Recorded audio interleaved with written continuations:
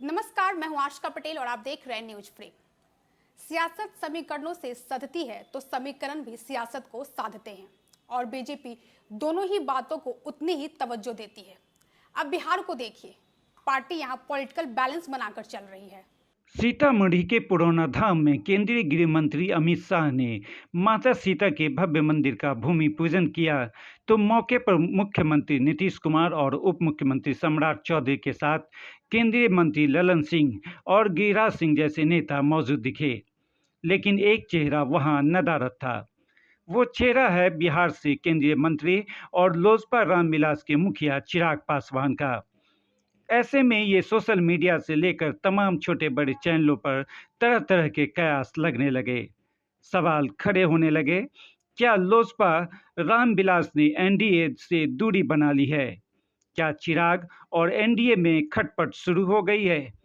आखिरकार चिराग खुद सफाई देने मीडिया के सामने आए। इन्होंने जिनको मेरी बातों में बगावत दिखाई देती है वो बगावत नहीं है, वो मेरी चिंताएं हैं जो कि समय समय पर मैंने गठबंधन के भीतर रखकर इस बात को सुनिश्चित करने का प्रयास किया कि अगर बिहारियों की चिंताएं हैं तो उसको सम्मान दिया जाना चाहिए।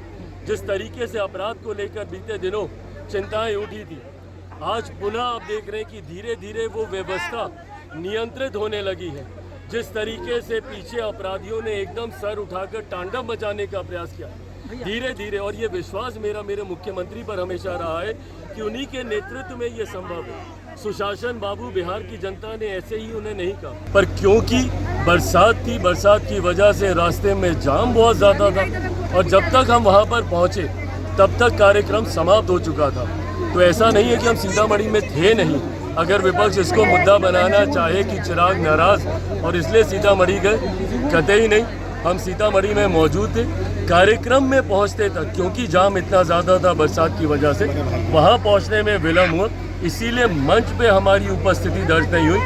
चिराग जो भी कहें, लेकिन ये सवाल तो अनुत्तरित रह गया कि जब बाकी मंत्री और अतिथि समय से पहले पहुंच गए तो फिर चिराग रास्ते में कैसे अटक गए, जबकि उनका नाम न केवल निमंत्रण पत्र में था बल्कि मंदिर के शिलापट पर भी खुदा था। बहरहाल सियासी गलियारों में इस बात की चर्चा आम है कि कानून व्यवस्था को लेकर नीतीश सरकार पर लगातार सवाल खड़ा करने वाले चिराग को इसे लेकर बीजेपी आला कमान ने सख्त ताकीद की है। चिराग के बदले सुर, नर्म पड़ते तेवर भी इस बात की तस्दीक कर रहे हैं कि एनडीए की मजबूती को कमजोर करने वाली कोई भी कड़ी बीजेपी को कबूल नहीं। क्या चिराग, क्योंकि मेरा एक इतिहास भी रहा है भैया 2020 वाला, तो इन बातों को बहुत सहजता से रोल आउट कर दिया जाता है कि भैया 2020 में चिराग ने ऐसा किया था, इसीलिए चिराग इस बार भी ऐसा ही करने जा रहे हैं। कतई ऐसा चिराग नहीं करने जा रहा है। मजबूती से गठबंधन के साथ हम लोग हैं और ये गठबंधन अपने में एक विनिंग कॉम्बिनेशन है और ऐतिहासिक जीत की ओर हम लोग अग्रसर हो रहे हैं। विधायक जी यहाँ पर मौजूद है। गठबंधन को लेकर चिराग का ट्रैक रिकॉर्ड ऐसा रहा है कि जदयू को उन पर आज भी भरोसा करना मुश्किल हो जाता है। जिस तरीके से साल 2020 के विधानसभा चुनावों में चिराग ने अपने उम्मीदवारों को जदयू के बरअक्स मैदान में उतारकर पार्टी जो नुकसान पहुंचाया था उसकी टीस आज भी जदयू को कुरेदती है।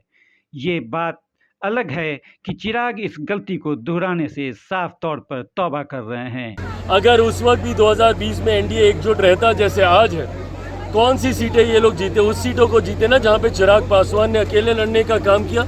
उस वक्त भी यूनाइटेड एनडीए के तौर पे हम लोग चुनाव लड़ते तो ये लोग दहाई का आंकड़ा पार करते करते इनकी सांस फूलने लगती। अंदर खाने की खबर तो ये है कि चिराग की तल्ख बयानी से नाराज जदयू के नेताओं ने बीजेपी के शीर्ष नेतृत्व से उन पर लगाम लगाने की गुहार लगाई।